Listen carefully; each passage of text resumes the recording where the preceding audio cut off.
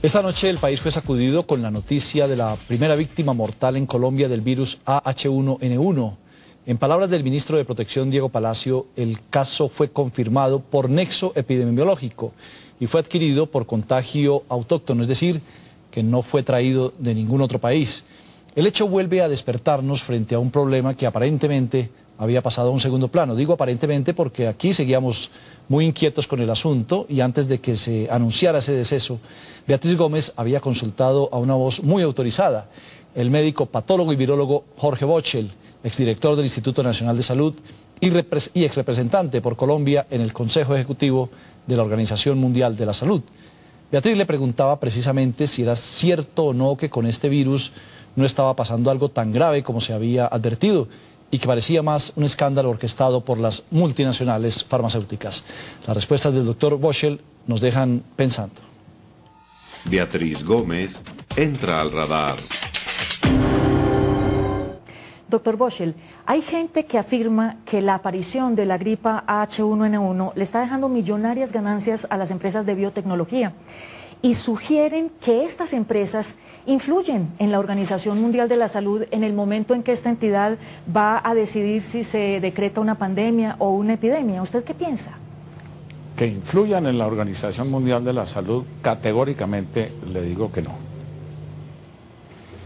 Pero que se estén enriqueciendo porque vendan más drogas antivirales aprovechando la angustia de la gente que se siente con gripa, eso sí no lo puedo saber, no conozco los balances de las distintas industrias farmacéuticas. ¿Hasta dónde es posible que se exagere la alarma para beneficiar a la industria farmacéutica?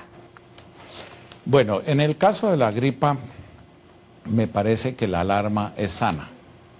Ya lo había dicho en alguna ocasión. Todas las medidas preventivas que se tomen para evitar que mueran entre 20 y 40 millones de personas, que es lo que podría ocurrir con una pandemia como la que ocurrió en el año 18 y 19. O sea, eso es justificable, hay que hacer esa alarma, hay que dar esa voz de alarma, así se beneficie la industria farmacéutica y muchos más sectores. ¿Ese es su punto? Es que el parecido de este virus que está circulando, de influenza A y H1N1, es enorme con el de la pandemia de la gripa española. Es un virus H1N1 que está circulando en tiempo fuera de estación y que ha afectado sobre todo en mortalidad a la gente joven, no a la gente que usualmente muere con la gripa de estaciones. O sea, todavía no estamos viendo lo que podríamos llegar a ver con esta gripa H1N1. Yo creo que este bendito virus está tratando de adaptarse bien al ser humano. Y que podría dar un salto y convertirse en algo verdaderamente mortífero. El momento en que logre hacerlo, esa es la experiencia que nos ha mostrado el virus de la influenza, capaz de generar pandemias de mortalidad altísima. Sí. Algunos ven con mucha suspicacia el hecho de que la Organización Mundial de la Salud le dio luz verde a los laboratorios casi de inmediato cuando apareció esta gripa, para que desarrollaran antivirales y también para que desarrollaran una vacuna para una posible pandemia de la gripa H1N1.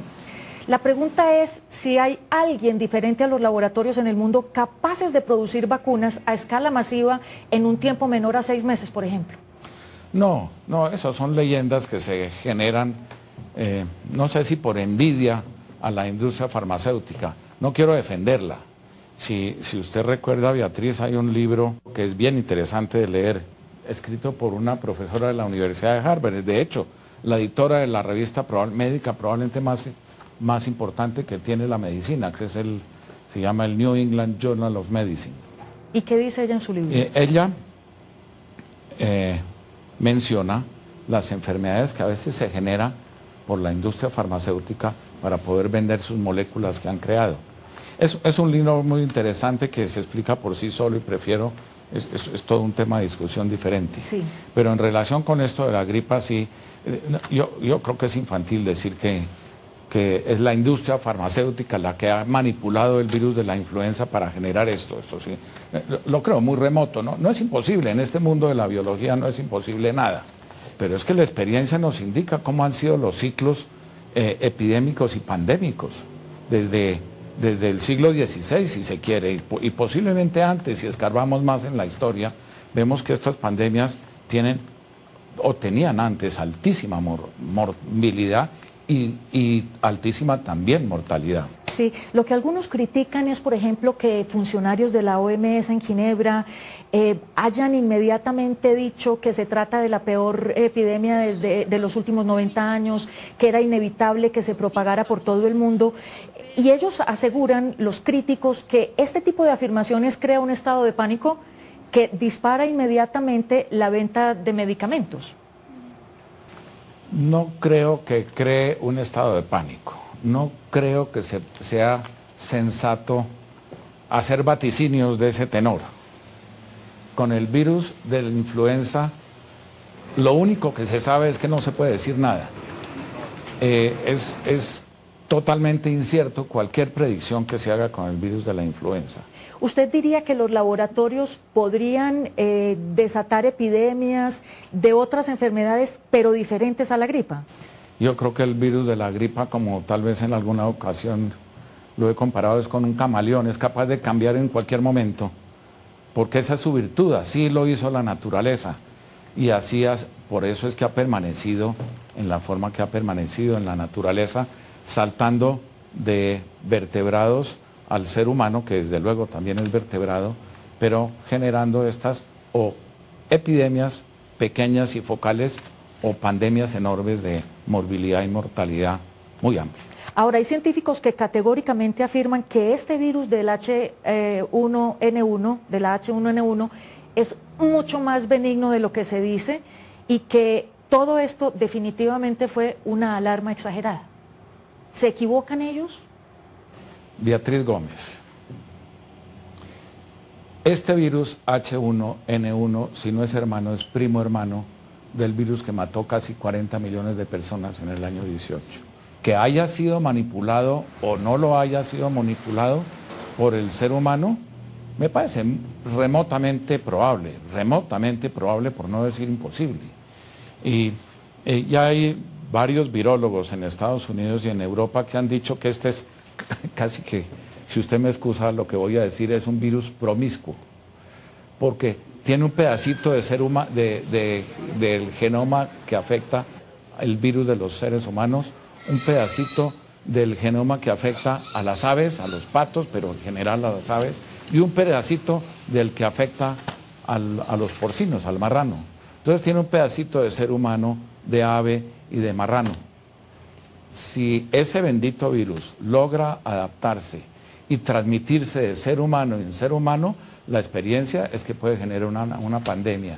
Y en una pandemia en donde se infectan miles de millones de personas, puede haber una mortalidad muy grande, ser muy agresivo.